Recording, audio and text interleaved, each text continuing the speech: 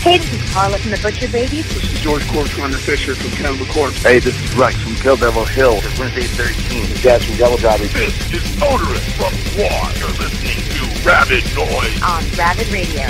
Turn it up. And we're back on Rabid Noise. That was The Fool from Fleshgod Apocalypse's latest album, King. And joining us on the program now from the band is Tommaso Riccardi. What's going on, man?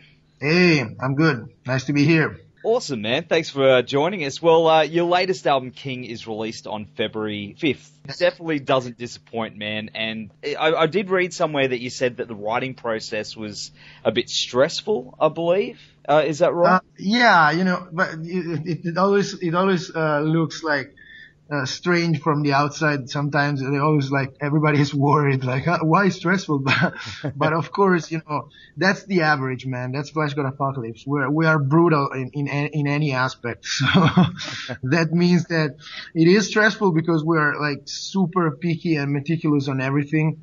So every time we get into composition and arrangement and recordings, it's always a stressful time, but also in a positive way. It's our job, and we really like to be perfectionists because it's what it's needed to try to make as much as possible good music. So it's over now. So we're ready. We're ready to go back on the road, and I have to be honest, I can't wait because this year has been we've been playing a few shows, but mostly festivals. So we never did any long tour during 2015 because we actually concentrated a lot on the composition. But now, we're finally ready to go back on the road, and I really can't wait because I really like, being around and playing shows and talking to fans and stuff. By the sounds of things, all the orchestration and stuff, I could imagine that would be quite full on in the writing process. Did any of the songs change by the time you actually hit the studio? Or was it all really nailed down during pre-production? Well, we usually, we are very methodic on the composition. So even if, of course, the inspiration for, the good ideas is always something that really comes in matter sometimes of hours, but then, of course, the actual structure of the song and the arrangement is a very long process. So that's the thing that takes the more time, because arrangement is everything to make from a good riff, make a good song. And, but then usually, when we hit the studio, we always got 90 to 95%, all done. So we leave something for the studio, in the meaning that we usually, work, for example, on the final, vocal lines, because we already have, of course, ideas when we write the riffs, but then we decide exactly how to put, the words in the proper, way to make the vocal line work perfectly on the song. And maybe also something about the solos. We leave some stuff of the solos for the studio. And then when we are there and with with a more realistic sound, when you're actually recording and you're not just in pre-production, where obviously the sound is a little bit worse, then we leave some stuff to work on, and especially the last things about arrangement, but just, little things, because most of the music is written during the pre-productions. Awesome, man. Well, as we said before, it comes out on the 5th. Have you guys got any big plans to celebrate? You're going to have a party and listening party and things like that? Yeah. I mean, actually, I couldn't imagine a bigger party, because we're starting with the 70,000 tons of metal, the metal cruise in the Caribbean. Yeah. So that probably would be the actual listening party on the boat, and we'll be playing, I believe, on the 5th actually, and then on the 7th, because you play 2 times, one on the way to Jamaica and one back. So, and that's crazy. I couldn't imagine a better way to start. I've been told, I've never been there still, but I've been told that 70,000 tons of metal is one of the craziest experience ever. So, that's a good start. And then of course, from there, we will kick in directly into US for a US and Canada tour. We're doing this headlining North American run for about 20 gigs. Wow. And and a lot of stuff actually. We're coming back, and then we're going for other like 7-8 gigs, headlining gigs in UK, and then we have this European tour, direct support to Enciferum in April. And there's already a lot of stuff there, a lot of festivals too in Europe, and of course planning to go to all the other places that we love in the world, including Australia. Yeah, that's what I want to hear. Yes, of course. We're work in progress, so I will not say anything, but of course we're always considering Australia between our priorities. So because our first time, it's simply been amazing, and since then we just can't wait to come back. I was there at the last one in Brisbane.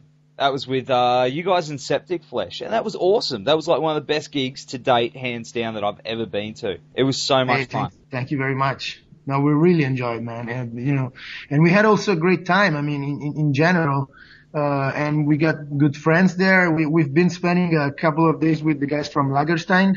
Ah, good dudes.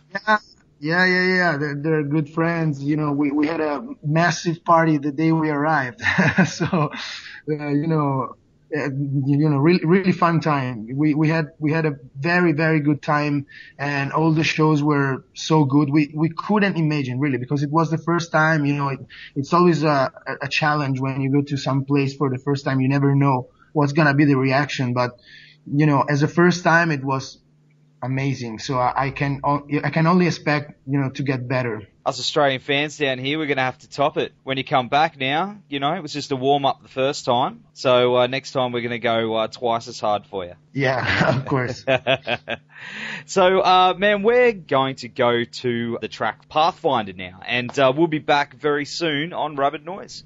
Hey guys, just want to take a minute to give a shout out to our podcast supporters, RW Promotion, who are the best in the business when it comes to printing posters, flyers, banners, badges, business cards, you name it. They've got what it takes to help you get everything you need to help spread the word about your band or business. And with a blistering turnaround, they'll make sure you get your product ASAP. So get in touch with Richard and the team at www.rwpromotion.com.au or shoot them an email at info@rwpromotion.com.au. Also want to give a shout out to the guys at Blacklight Art and Design, who in my opinion are the Gold Coast best screen printers. So, we've gotten many band shirts and even our own Rabid Noise shirts done through these guys, and they've also got one of the fastest turnarounds I've ever seen. So all quality prints at competitive prices. So whether it's band merchandise, sporting teams, promotional garments or workwear, they've got you covered. So hit them up at www.blacklightad.com.au or email them at info@blacklightad.com.au. So big thanks to those guys for helping us to bring you this podcast each and every week, and for, of course, supporting the metal scene. So now it's back to Rabid Noise. And we're back with Tommaso from Fleshgod Apocalypse. Now, you've written some amazing orchestral pieces over the years, man, but where did your love of that writing style start? Well, we have, I would say we have two different inspirations in the orchestral arrangement. Of course, there's a lot of classical music in there. And, for which regards the classical part of our music, our main inspirations are actually, the classic period and the romantic period, even if there's also a lot of elements from the Baroque period. If you hear, for example, the main theme of The Fool, that's typically Baroque, for example. But, so of course, we are big fans of the masters of classical music: Beethoven, Mozart, Chopin, Liszt, Mendelssohn, Schumann, Schubert. There's so many, and that's one side of the inspiration for the orchestral arrangement. On the other hand, we are also big cinema fans, and of course we love some of the modern composers for movie soundtracks, Joe Williams, Hans Zimmer, for example. I think there's a lot of Hans Zimmer in King. I really think that there's a lot of him, because, we've been following Christopher Nolan and his movies lately, and he's been working with Nolan for a long time now. And, I think he does amazing stuff. So also many of the most atmospheric parts and like the darker parts, there's a lot of inspiration also from that stuff. What do you think of the score for the new Star Wars? The John Williams score for that? Yeah, I've watched the movie. I have to say that first of all, I didn't put too much attention. I need to re-listen to it without the movie, because when you go and watch a new Star Wars, you're so concentrated on what's happening in the movie that the soundtrack, it almost passes in a second, layer. But I have to say that I'm sorry to say that, but there's a little bit of delusion for the new Star Wars on my point of view. So I don't know. I have to watch it again, because I was not completely convinced on the last Star Wars. So, I know a lot of people really liked it, but I don't know. I'm not convinced. Oh, wow. Okay. There you go. Yeah. See, man, everyone's split. Everyone's split at the moment. I've spoken to a few people that feel the same way as you, but, I'm on the side that everyone loves it. It's a good argument, man. It's getting people talking. But the reason I brought that up is because you mentioned Hans Zimmer, and Ray's theme in it actually reminds me of some of his, the Dark Knight score. So it sounds like he's being influenced by him a little bit, which was quite interesting. But yeah. Like, the last Batman trilogy, first of all, is one of my favorites. I think it was really amazing. Also, the fact that Nolan took a character like that, like a completely, fantasy character, and used it to tell the story of a man. It's very, it's very modern approach to something like that, and I really liked it. And the music score is absolutely amazing. I really like it. He is so dark, and the way he uses the percussions and stuff is so massive. So yeah, man, that's amazing. Yeah, I love it too. It's awesome to drive through at night. You're driving around to it at night. I did that a few times. It's awesome. Of course, with touring, we were mentioning before with touring, you're saying like you've got a massive year ahead of you. What do you do outside the band to keep yourself sane after being on the road for so long? Yeah, actually lately I've really been like so into this job that I didn't have time for myself, really in a long time. So I really need to go back to some, hobbies, let's say like that. But one thing is skateboarding for me. Skateboarding is like, it's strange, because usually you start skateboarding when you're like 14, 15 years old. I started at the age of 30. Wow. So that's not long ago.